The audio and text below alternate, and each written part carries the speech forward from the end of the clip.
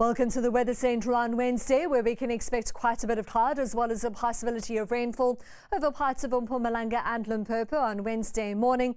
As we move into the second part of the day, we'll see isolated to scattered thundershowers forming over the northeastern and eastern interior, with a sunny and dry day over the central parts, and we're expecting a particularly hot afternoon over parts of the northern and western Cape, with a bit of cloud also building up over the western part of the country from Wednesday afternoon, and that's associated with this band of moisture and thunderstorms which we'll see moving in from Namibia.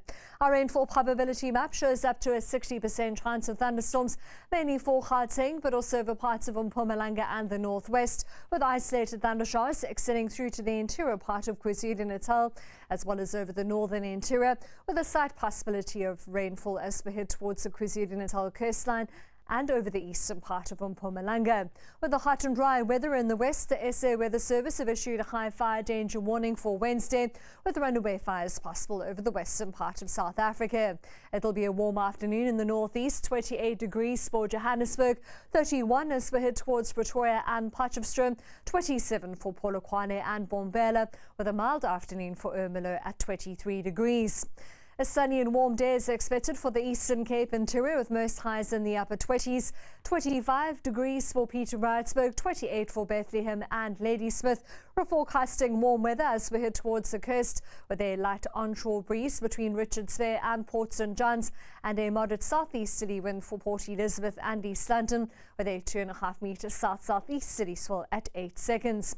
32 for Kraaifontein and Somerset East, with a toasty afternoon for Worcester and Robertson at 37, scorching hot for Vredendal at 43 degrees. Warm as we head towards the coast, with a fresh southeasterly wind for Muizenberg, and you'll see a moderate southeaster for Mussel Bay, Plettenberg Bay and Jeffreys Bay.